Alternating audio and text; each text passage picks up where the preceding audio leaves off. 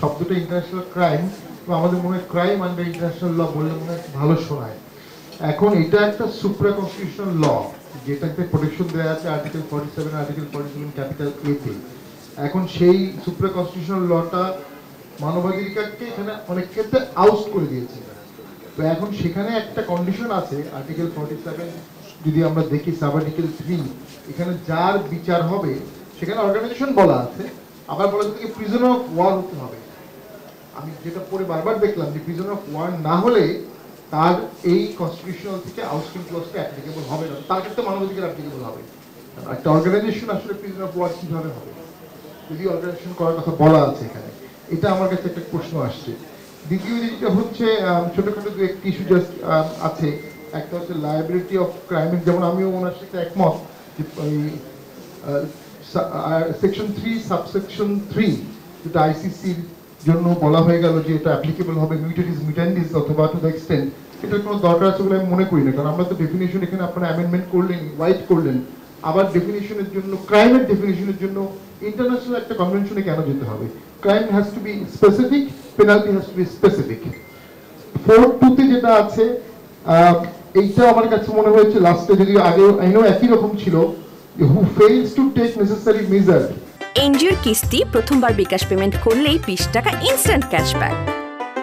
এখন হু fails two টেকটা কিন্তু আসলে হচ্ছে কোনো ব্যক্তি, কোনো অফিসার, এবং তারপরে সরাসরি ফেইলারে চলে আসছে, তার ডিউটিটা সম্পর্কে বলা হচ্ছে না। Who fail to take necessary measure or who is under an obligation or responsibility to measure, তার অব্লিগেশন ছিল সেটা সে করে নেই, ওই জিনিসটা মনে হয় এখানে আগের আইনেও গ্যাপ ছিল, এখানেও ছিল।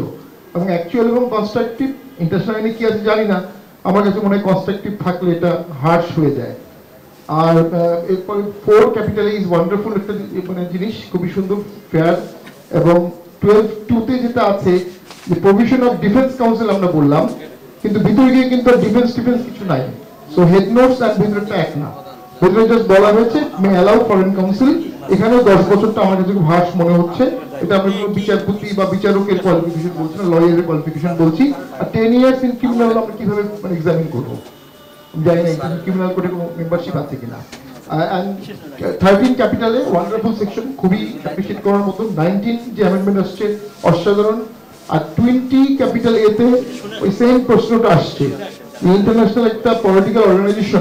একজন বললেন, শরীফ ভাই বললেন যে আমরা তো পলিটিক্যাল অর্গানাইজেশন ডেফিনিশন কোথাও দিইনি, তাহলে আমরা যদি অফেন্ডার বলি তাহলে তার ডেফিনিশন দিতে হবে সেকশন 2 তে। পলিটিক্যাল পার্টির ডেফিনিশন সংবিধানে আছে, পলিটিক্যাল অর্গানাইজেশন ডেফিনিশন এই 73 আইনে নাই, অন্য কোনো আইনে থাকতে পারে। তো সেখানে যদি একটা পলিটিক্যাল অর্গানাইজেশন যদি প্রিজনার অফ ওয়ার না হয়, আরেকটা বিষয় আছে একটু পলিটিক্যাল ইস্যু, আমরা কি লাস্ট ঘটনাগুলোকে ওয়ার বলেছি কিনা? ওয়ার না বললে তো আমরা কনস্টিটিউশনাল প্রোটেকশন এই আইনে পাবো না, এটা একটা পলিটিক্যাল ইস্যু রয়ে গেছে। আমার মনে হয় এই 20 ক্যাপিটাল এ তে প্রথম যেটা আছে ব্যান নন এক্সিডিং 10 ইয়ার্স, দেন আবার এটাকে কন্ডোন করা যেতে পারে, এটা তো আনকি হয়ে গেছে, এটাকে সিম্পল করা, এটা অনেকে বলেছে।